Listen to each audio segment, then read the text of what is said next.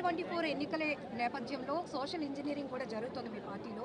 So 2024లో గెలిచేది ఎవరు, ఆట ఎవరెవరి మధ్య జరగబోతోంది, గెలుపు ఎలా ఉంది?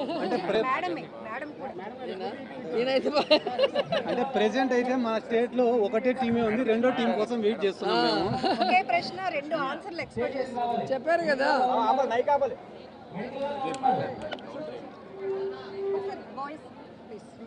జగన్మోహన్ రెడ్డి గారు ఆల్రెడీ మేనిఫెస్టో అమలు చేయడం జరిగింది. చేసిన మంచి గురించి చెప్పుకుంటూ వెళ్తూ సిద్ధం అనే కార్యక్రమాలను ఏర్పాటు చేయడం జరిగింది.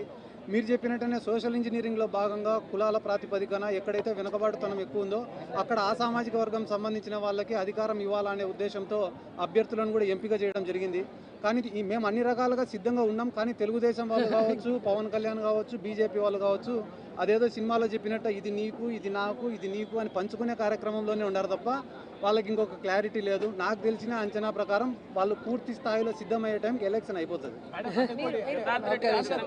ఓకే, మరి ఈ పక్క జగనన్న సింహం లాగా సింగిల్ గా మేనిఫెస్టో పూర్తి చేసి ఎస్సీ ఎస్టీ బీసీ మైనారిటీ మహిళలకి ఈరోజు అన్ని రకాల సంక్షేమం, అభివృద్ధి, అలాగే రాజకీయంగా సముచిత స్థానాన్ని ఇవ్వటమే కాకుండా ఈరోజు 175కి లిస్టు కూడా రెడీ చేసుకున్నారు.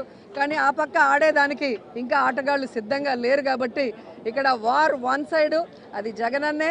Second time 2024 Jagananna once more అంటూ ఈ రాష్ట్ర ప్రజలందరూ కూడా సిద్ధంగా ఉన్నారన్న విషయాన్ని తెలుసుకోండి. మేడం, కొంతమంది మంత్రి స్థాయి వ్యక్తులు ఇంకా ఎక్కడ పోటీ చేస్తారు అనే ఒక క్లారిటీ లేదు.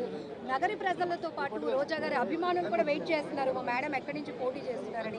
ఏం క్లారిటీ ఇవ్వదలుచుకున్నారు? ఎవరెవరికైతే కన్ఫామ్ అయిందో వాళ్ళ పేర్లు ఇంతవరకు అనౌన్స్ చేయలేదు. ఓన్లీ మార్పులు చేర్పులు మాత్రమే అనౌన్స్ చేశారన్న విషయం మీరు తెలుసుకోవాలి.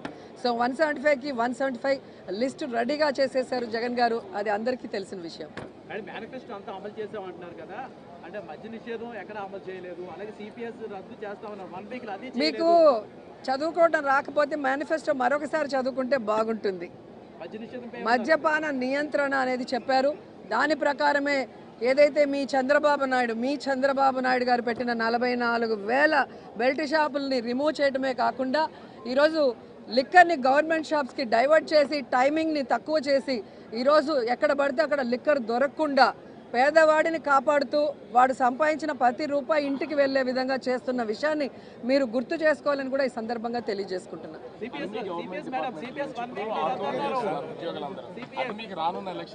అవి తెలుగుదేశం పార్టీ యూనియన్స్ ఉన్న వాళ్ళు వాంటెడ్గా చేయిస్తున్నది.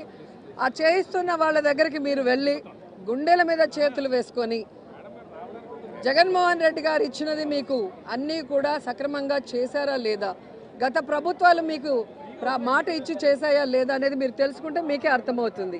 ఒక ప్రభుత్వంలో అధికారం వచ్చాక ఒకసారి చేస్తారు, సంవత్సరం చేయరు కదా, అది మీరు కూడా తెలుసుకోవాలి. కాబట్టి ఎవరు ఎన్ని గొడవలు ఎలక్షన్ ముందు పెట్టించినా కూడా వారి గుండెల్లో ఏదైతే యూనియన్కి భయపడి అక్కడికి వచ్చి కూర్చున్న వాళ్ళకి గుండెల్లో కూడా జగన్మోహన్ రెడ్డి గారే ఉన్నారు. జగనన్నకే వాళ్ళు ఓట్లేస్తారు. Thank you madam.